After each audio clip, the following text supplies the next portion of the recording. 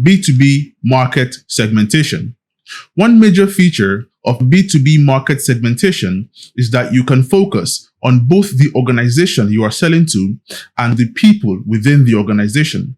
Also, you will need to understand the concept of group buying, which is the involvement of more than one person in the buying decision.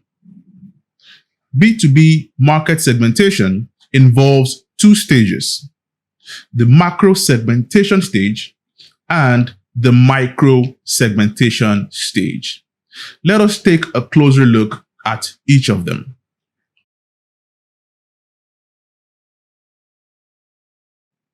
Macro segmentation. Macro segmentation means identifying subgroups within your market that share common traits. Companies within a macro segment should have similar traits, both in terms of their buying behavior and their reaction to your marketing messages and tactics. You can create macro segments in your market based on either of two broad processes. They are organizational characteristics and product application. Let us examine each one. Organizational characteristics. Three factors are used to identify organizational characteristics. These are size of the company, location of the company, and finally, the company's usage rate of your product or service. Let us examine these three factors. Size.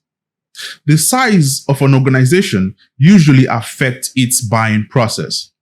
A large company, for instance, may have many officials involved in its buying decision-making process. This can make its buying process complex and formalized. Large companies might also demand special treatment in terms of service or technical cooperation. In contrast, a small company may operate a more centralized decision-making structure, probably involving one or two people and with simple buying routines.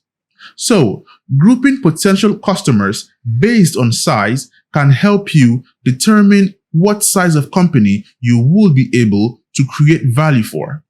It can also help you create better marketing and sales strategies to reach relevant decision makers. The second factor for determining organizational characteristics is location. The location of a company also plays a part in how it goes about its buying.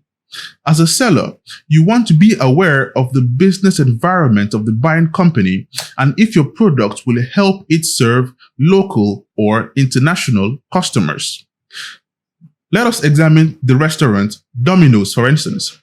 Its supplier of food ingredients in the United States would most likely be different from its supplier of food ingredients in Nigeria. On the other hand, just one web design agency might design websites for both the American and Nigerian restaurants. This means that the buying decision process for food ingredients would likely be different from the buying decision process for web design services. This is because the decision for food ingredients is made locally, while the decision for web design services is made from an internationally centralized level, like a global headquarters.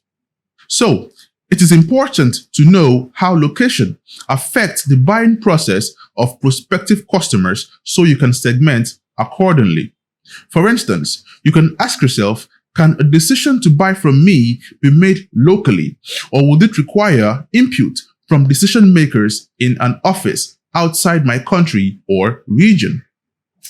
This would help you create more targeted marketing strategies to reach relevant decision makers. The third factor for determining organizational characteristics is usage rate. The usage rate has to do with the quantity of your product or service being purchased by a company. A company that is a heavy user of your product will have different needs from a light user. For example, a heavy user might demand different treatment in terms of delivery processes or bulk purchases. Heavy users usually make up a small percentage of the market population, but they account for a high percentage of total purchases.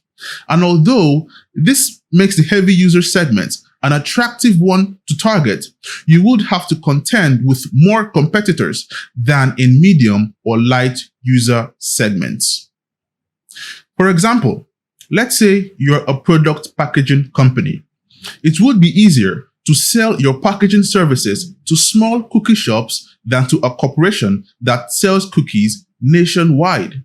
However, if you have one corporation as a customer, the volume of orders would be far more substantial than a small cookie shop. The second process of creating a macro segment is product application. Product application means the understanding of what your product is going to be used for by prospective customers. This is because the same product can be used in different ways by different companies. Glass, for example, has many industrial uses. A packaging company might need glass for the creation of jars and bottles. An architectural company, on the other hand, might need glass for the creation of windows.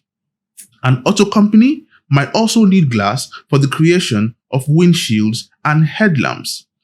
These different application sectors will behave differently in terms of ease of substitution of the glass, the quality of the glass required, and the performance requirements of the glass in question.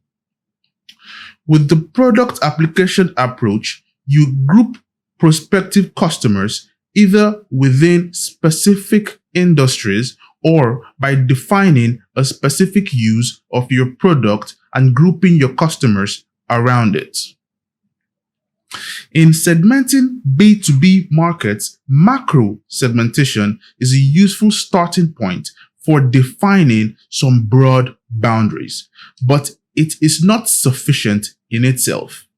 A further customer-oriented analysis is necessary, and this is where micro segmentation comes in.